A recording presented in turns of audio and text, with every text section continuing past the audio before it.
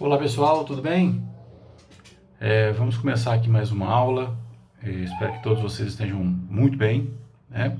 Eu vou gravar aqui minha primeira aula e nessa primeira aula aqui nós vamos dar sequência ao que a gente estava vendo nas últimas aulas. Eu prometi para vocês, quando nós terminamos de falar em posse, vimos todos os conceitos, todas as partes ali do primeiro capítulo do livro de vocês. A hora agora é de a gente começar a falar sobre propriedade. Então aqui nós vamos falar dos conceitos gerais sobre propriedade. Vai ser um vídeo rápido, para não ser cansativo. Algo tentar trazer para vocês aqui os principais pontos. Depois eu convido vocês a acessarem o livro de vocês, que está no AVA, ou até mesmo uma das bibliografias que eu indiquei nas nossas primeiras aulas, para um aprofundamento, tá bom? Então hoje, falando aqui de propriedade, vamos conceituar aqui o que vem a ser propriedade, tá? Propriedade, então, pessoal, de acordo com o que está ali no artigo 1228 do Código Civil, propriedade a gente pode conceituar como o direito real, tá? Que faculta ao seu titular, no caso o proprietário, os poderes de usar, gozar, dispor da coisa, bem como reavê-la, né, de quem justamente a possuía ou detinha, né? E o que vem a ser essas oportunidades aqui que o proprietário tem, né? Usar, por exemplo, né? Usar nada mais é que tirar o proveito da coisa, que é você pode usar para você mesmo, você pode emprestar essa coisa, você pode conservar ela, né? Sem que isso resulte na destruição da coisa. Então eu uso na medida do que eu necessito da coisa e posteriormente eu tenho ela ainda para poder continuar utilizando, né? Gozar, né? Gozar nada mais é que colher os frutos. Seja você colher algumas maçãs do pomar, né? Colher alface da horta, né? Ou então você colher também os aluguéis de um imóvel que você tenha, que você alugou, ou um carro que você emprestou para um amigo para ele poder trabalhar como Uber, e aí ele te dá um aluguel também, vamos dizer assim, uma diária em cima disso. Então esse carro ele está gerando para você frutos, né? Todo mês você tem ali uma diária em cima daquilo. Então tudo que a coisa lhe der em troca, lhe der de oportunidade, a gente pode colocar aí como gozo, né? Você está tendo um benefício em cima da coisa. E dispor, né? Nada mais é do que a oportunidade que você tem, não só de vender a coisa. Não quero mais isso aqui, não me serve mais, não me é mais útil, quero vender isso aqui. Ou então você quer comodatar, alugar, o negócio é seu, a coisa é sua, você pode então destiná-la, vamos dizer assim, a um terceiro, né? Na forma como você optar. Né? Seja emprestando de fato, com ou sem custo, né? Ou você vendendo, né? E reaver a coisa nada mais é que o direito que você tem, né, de ter a coisa com você. O direito que você tem de exigir que o terceiro lhe devolva a coisa quando ela estiver em posse de terceiro contra a sua vontade, né? E para isso, eventualmente, caso você queira discutir a propriedade da coisa, só relembrando aqui, né? Quando a gente estava falando, nós estávamos lá falando sobre posse, nós vimos que as ações competentes para discutir a posse são as ações possessórias, né? Então isso ficou lá naquela primeira unidade, nós discutimos muito bem isso lá. Agora, como nós estamos falando de propriedade, a ação correta para se discutir propriedade, no caso aqui, são as ações reivindicatórias, né? Então você quer reaver a coisa de sua propriedade, que está em face de terceiro, contra a sua vontade, E se para isso for necessário o ajuizamento de uma ação, essa ação é a ação reivindicatória. Tá certo, pessoal? Então, relembrando aqui, ó, o que é propriedade? É o direito real, né, que o seu titular, o proprietário, né, tem de usar, gozar, dispor da coisa, bem como reavê-la de quem injustamente a possua ou detenha, tá bom? Repetindo aqui o artigo 1228 do Código Civil. E aí eu vou convidar todos vocês a acompanhar as nossas aulas, igual na sala de aula, eu sempre estou com o meu vadimeco, né? Muito importante que a gente tenha, que vocês tenham, que o professor tem, que todos nós, operadores do direito, tenhamos o código em mãos, porque isso aqui é um grande companheiro. Né? Quer consultar pelo celular, ok, consulte. Né? Mas é importante porque quando vocês forem fazer a prova do AB, é bom já ter aí as manhas, né, para poder manusear o código, tá bom? Então é isso aí, conceituado, propriedade, tá? Vamos aqui então passar a falar aí das características gerais aí da propriedade. A primeira característica geral que eu quero tratar com vocês aqui é sobre a função social da propriedade. E o que vem a ser a função social da propriedade? Bom, função social da propriedade, ela está estabelecida inclusive na nossa própria Constituição, tá? Como vamos dizer assim, uma obrigação do proprietário de dar uma destinação para a coisa que é de sua propriedade. Atingir a função social de alguma coisa nada mais é que extrair as utilidades da coisa. Você tem uma bicicleta, vamos dizer assim, a bicicleta ela foi feita para andar, para dar uma prática de uma atividade física. Então, a partir do momento que ela fica encostada, que ela não serve ao fim que ela se destina, ela, de certa forma, não está cumprindo com a função social dela. Ou seja, não ela, o proprietário não está dando à coisa a sua devida função social. Então, no caso aqui, trazendo um exemplo bem simples aqui, falando de bicicleta, para chamar a atenção assim, de como que a coisa realmente tem que ter uma finalidade. Ela tem que servir para o fim ao qual ela foi desenvolvida, ela foi criada, né? E quando nós falamos de... E aí a gente pega esse exemplo e vai expandindo esse exemplo, né? Você pega a bicicleta, pega uma propriedade imóvel, né? Uma propriedade imóvel, ela tem que servir também para dar frutos, ela tem que servir para lazer do seu proprietário, ela tem que servir como fonte de renda do seu proprietário, ela tem que ser produtiva. Porque se ela deixar de ser produtiva, ela perde a função social dela, né? E se uma outra pessoa chega, vê aquela terra sem uma destinação, sem que cumpra a função social, nós vamos ver um pouco mais à frente que um terceiro pode tomar posse daquilo ali, dar uma função social para aquela terra ali e eventualmente começar a surgir alguns direitos para ele no uso daquela, tendo posse da coisa, né, trazendo essa função social. Então, para vocês anotarem aí, eu poderia dizer que a função social, vocês podem colocar da seguinte forma: o direito de propriedade deve ser exercido em consonância com as suas finalidades econômicas e sociais, tá?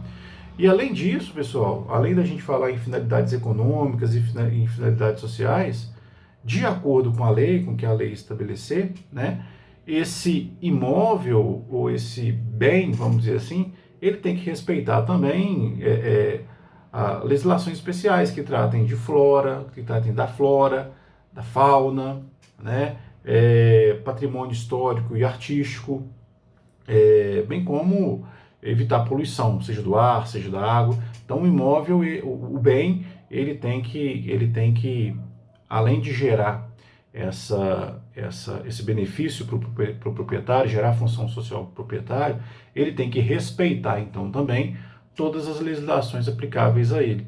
Ele tem que realmente ter uma finalidade útil, né? Se é um bem, por exemplo, que polui a água, que polui a natureza, que não cumpre com essa função de preservar o meio ambiente, ele também se afasta aí da função social, tá? Isso aí vocês podem ver com mais detalhe no artigo 1228, parágrafo 1º do Código Civil. Lá está descrito detalhadamente para vocês aí o que vem a ser a definição, né, dentro do Código de função social da propriedade, tá bom? Outro ponto aqui que eu gostaria de colocar para vocês, ainda dentro de características gerais, é sobre a vedação ao abuso de direito na propriedade, né? Isso está discriminado lá no artigo 1228, parágrafo 2º, artigo 1228, parágrafo 2º do Código Civil, tá? E esse artigo vai dizer que são defesos os atos que não trazem ao proprietário qualquer comodidade ou utilidade e sejam animados pela intenção de prejudicar outrem. Quer dizer que a sua propriedade não pode ser algo que vá prejudicar interesses de terceiro. A sua propriedade, ela tem que existir com a finalidade de gerar riqueza para você, de gerar riqueza para a sociedade. E quando eu falo de gerar riqueza, não no sentido financeiro, gerar um proveito para a sociedade, né? Gerar um proveito para você. Ela não tem que se refletir em prejuízo para quem quer que seja, nem para você enquanto proprietário, nem para terceiros, tá? Então, essa é mais uma característica geral aí que a gente traz aqui para vocês, essa vedação, então, ao abuso de direito de propriedade, tá? Mais uma característica aqui, geral, fala sobre aqui a extensão física da propriedade. A extensão física da propriedade e do solo da propriedade. Bom, via de regra, gente, os artigos 1229 e o artigo 1230 do Código Civil vão dizer que abrange essa extensão física da propriedade, né? Ela abrange o espaço aéreo e o subsolo, tá? Correspondentes em altura e profundidades úteis ao seu exercício, tá? Em altura e profundidades úteis ao seu exercício. Então, o que você precisar ali de construir, seja na vertical, seja na horizontal e e em profundidade, vai ser ali exatamente o que você vai precisar para manter a coisa, né? E falando em terreno, você vai construir uma propriedade, né? O que você precisar de alicerce e de altura ali, você pode fazer, respeitando, obviamente, em determinadas regiões, né, o limite máximo de construção. Aqui em BH é muito fácil, é muito tranquilo da gente entender essa questão. Muitas áreas permitem prédios enormes, e outras áreas limitam o tamanho de construção de prédios, né? Então, essa questão de extensão física da propriedade, ela tem que estar sempre alinhada com o que manda as legislações específicas de cada região, tá bom? Beleza, espero que esteja dando para acompanhar aqui. Eu estou tentando manter o ritmo que a gente tem em sala de aula, apesar de ser um pouco mais, um pouco menos dinâmico, falar só olhando para mim aqui na câmera, né? Mas eu espero que vocês estejam conseguindo acompanhar aqui o que eu estou colocando, tá? E eu vou pedir para vocês também, para assim que assistirem essa primeira aula, me dar alguns feedbacks, algumas sugestões. Sou muito aberto aqui para a gente poder conversar, viu, gente? O formato aqui é um formato inaugural e eu quero fazer da melhor forma possível e contando com a ajuda de vocês. Então fiquem absolutamente à vontade para me mandar e-mails pelo AVA, fazendo sugestões de como que essa aula pode ser mais dinâmica, como que a gente pode trabalhar melhor nesses próximos dias aí, tá bom? Mais um ponto que eu queria colocar para vocês nessa videoaula é só sobre as formas de aquisição da propriedade, tá? É o segundo tópico da aula. Então, o primeiro tópico a gente falou sobre características gerais da propriedade, né? E agora a gente vai entrar no segundo tópico agora, que são as formas de aquisição da propriedade, tá? Então vamos lá. A propriedade, ela poderá ser adquirida por diversas formas, tá? A mais comum, e que quem já comprou imóvel aí, e daqui uns dias, né, cada um de vocês vai ter a oportunidade de comprar o seu próprio imóvel, né? Eu, depois de muita luta, eu consegui comprar o meu. E como é que eu adquiri essa propriedade? Eu negociei com o vendedor do imóvel. Primeiro nós fizemos um contrato de promessa de compra e venda, né? Estou falando aqui de imóvel, tá bom, gente? Fizemos um contrato de promessa de compra e venda, ele assinou, eu assinei, duas testemunhas assinaram, tá? E aí combinamos lá o preço, combinamos lá o dia do pagamento, a forma do pagamento, e no dia e na hora combinada eu fui e paguei pelo imóvel, né? E aí eu pergunto para vocês, no momento em que eu faço o pagamento desse imóvel e tenho um contrato de promessa de compra e venda em mãos, eu adquiro a propriedade do imóvel? Não, nesse momento eu não adquiro. Eu só adquiro a propriedade do imóvel quando, nessa situação de compra e venda, eu tenho um contrato de promessa de compra e venda, eu pego o meu contrato de promessa de compra e venda, vou até o cartório de registro de imóveis e peço ao cartório, ao oficial do cartório, que faça o registro desse meu contrato na escritura do imóvel, fazendo então a transferência da propriedade do antigo proprietário para a propriedade do professor Fábio. Então, a partir desse momento, o professor Fábio, então, ele adquire a propriedade do imóvel. Então, propriedade de bens imóveis, através de compra e venda, ela se adquire a partir do momento em que se faz o registro, tá, do contrato de promessa de compra e venda no cartório de imóveis. Então, não é com a tradição, ou seja, com a entrega das chaves, não é com a assinatura do contrato, não é com pagamento combinado no contrato de promessa de compra e venda. Tá? Nessa situação de compra e venda, a aquisição do imóvel ela acontece apenas e tão somente com o registro do imóvel no cartório de registro de imóveis. Tá bom? Diferente com propriedade de coisas móveis, né? Transferência de propriedade de coisas móveis acontece, a gente sabe, pela tradição, a entrega da coisa, né? Então, no campo do imóvel, é diferente. É sempre muito, muito importante a gente se atentar a essa questão, porque muitas vezes a pessoa compra um imóvel, casa, apartamento, lote, seja lá o que for, imóvel, tem um contrato de compra e venda em mãos e não faz o registro, tá? Certo de que pagou, tem um contrato e é dele.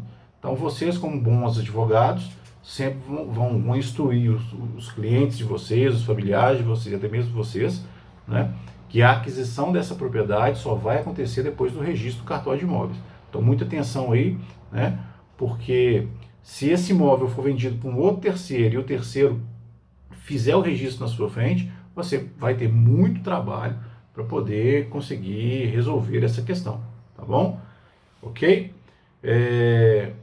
Então, o primeiro modo eu falei que é essa questão do registro, ou seja, o registro é uma forma de aquisição da propriedade, o registro, né? Mas a gente tem outras formas também, né? Através do uso campeão, da uso campeão, que vai ser o tema da nossa próxima aula, nossa próxima videoaula, através da acessão, nós vamos ver também um pouco mais à frente, sucessão causa mortes, né, no hipótese de herança, tá? E no caso de desapropriação, tá? Então, cada um desses vai ter uma videoaula específica para a gente poder tratar com cuidado, tratando ponto a ponto, cada um desses itens. O mais importante nesse momento, nessa aula de noções gerais, é que vocês tenham conhecimento que a propriedade ela pode ser adquirida através do registro no cartório de imóveis, através da uso campeão, da cessão, sucessão causa mortes e desapropriação. Tá bom? Beleza. Vamos falar um pouco mais do registro, né, que é uma das formas de aquisição de propriedade. Essa aula nós vamos falar do registro.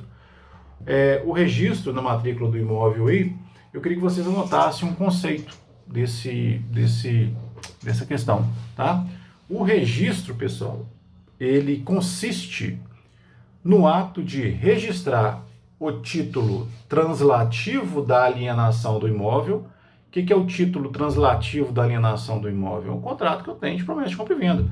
Ali vai estar constando exatamente todas as obrigações, a intenção do vendedor de vender, a intenção do comprador de comprar, preço combinado, tá? Na matrícula existente no registro do imóvel. Então, é exatamente isso. Você faz, consiste no ato de registrar o título translativo da alienação do imóvel, tá? Na matrícula existente do registro de imóveis, tá? Então, você pode ter um contrato de compra e venda, né? Esse contrato de compra e venda, você vai ter então aí uma situação de compra e venda. Essa situação de compra e venda você faz o registro, e no caso também de doação, você também vai precisar de fazer o registro. Então, se você comprou ou você recebeu por herança, nessas duas situações você faz o registro no cartório de imóveis, tá? Então, pessoal, é exatamente essa situação, tá bom? Tô vendo se eu tenho alguma coisa para lembrar aqui, mas eu acho que não. O artigo, ele é o 1245 do Código Civil, tá?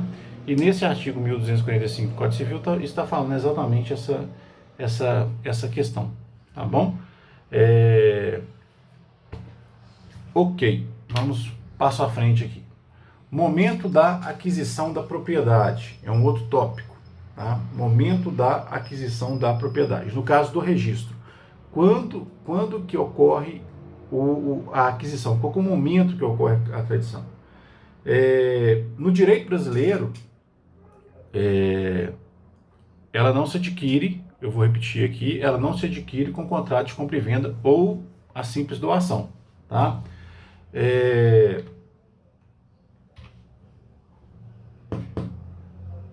Vamos lá, contrato de compra e venda ou doação.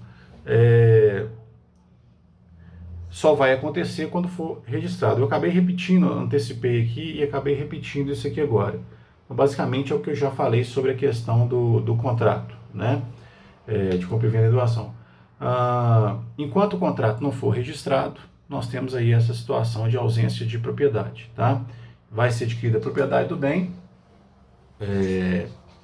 apenas com o registro, tá bom? Outro ponto, agora sim, outro ponto. Presunção de veracidade do registro público, tá? Depois de registrado, contrato, escritura pública no cartório de imóveis, depois de feito o registro, existe a presunção de veracidade das informações constantes no registro, tá? Essas informações, depois de registradas, que o oficial do cartório fez o registro imóvel, que ele lavrou, formalizou, concluiu o registro, essas informações ali, elas são efetivamente consideradas por direito brasileiro verdadeiras, e as informações que constam ali, depois de registradas, só são passíveis de cancelamento mediante um ajuizamento de uma ação judicial, cuja sentença proferida nesse processo determinará a nulidade dos atos constantes no registro.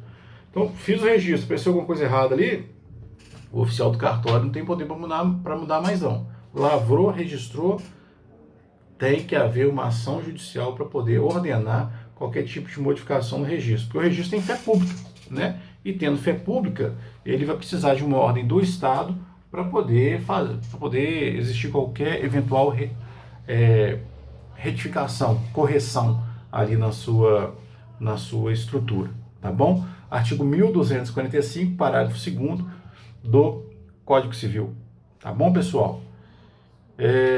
Caminhando aqui então para o último tópico dessa parte geral, eu quero falar para você sobre o início dos efeitos do registro. Quando que começa a valer os efeitos do registro? Quando você levou o contrato de compra e venda, escritura pública para fazer o registro, quanto que começa a valer? O registro ele é eficaz, anotem aí, o registro ele é eficaz desde o momento em que se apresenta o título, a escritura pública, o contrato de promessa de compra e venda, ao oficial do registro. E este faz a anotação ali no protocolo. Tá? Feito isso, pessoal, já tem início os efeitos do contrato. Do registro. Né? Já tem efeitos, a propriedade, você já ganha a propriedade, já se torna ali proprietário, já tem efeito o registro, logo tendo efeito o registro, você já se torna o proprietário do bem registrado.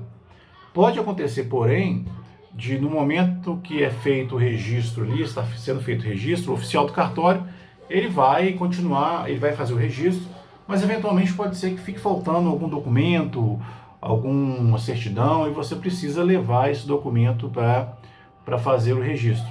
Tá? E aí, o que acontece? Você não tem ali naquela hora, você precisa voltar posteriormente para poder entregar essa documentação faltante. O cartório vai te dar 30 dias, para você apresentar a documentação pendente. Ainda assim, o registro ele já vai ter efeito. Tá? Ele só perderá o efeito se, transcorrido ali 30 dias, o interessado não apresentar a documentação pendente para o cartório. Tá? Então, não fez isso, passou os 30 dias, perde-se o efeito do registro e aí perde-se, portanto, né, a validade e, consequentemente, o efeito aí de proprietário. Né? Se você só ganha propriedade após o registro, né, se o registro perde o efeito, logo você não é proprietário. Tá certo? Baseado em tudo aquilo que a gente falou ali no início da nossa conversa. Tá bom? Isso que eu falei para vocês aqui agora está no artigo 1246 do Código Civil e também no artigo 188 da Lei de Registros Públicos. Tá bom? Pessoal, espero que vocês tenham aproveitado essa videoaula. Estou me adaptando aqui a falar olhando para a câmera, tá? Espero que ela seja produtiva e qualquer dúvida que vocês tiverem, por favor, não hesitem em me procurar pelo AVA. Infelizmente, esse momento inviabiliza a nossa presença física, né? Mas não é motivo para desanimar, não é motivo mesmo. As ferramentas digitais, e eu falo isso com muita satisfação, que o AVA é uma ferramenta extraordinária, funciona de forma brilhante online e nós temos total habilidade para poder continuar com as nossas aulas, conversando, trocando ideias, aprendendo, né? E esse é um momento aqui que o professor vai ter que aprender a dar a aula de forma não presencial. Então, por isso eu conto muito com o auxílio de vocês. Tá bom? No mais, forte abraço. Na sequência, para a próxima aula, eu vou falar um pouco sobre o uso capião. E falando sobre o uso capião, nós vamos ver todas as modalidades de uso capião, que é o quê? Uma outra forma de aquisição da propriedade. Não é verdade? Então, pessoal, um forte abraço. Vejo vocês na nossa próxima videoaula. Muito obrigado pela presença.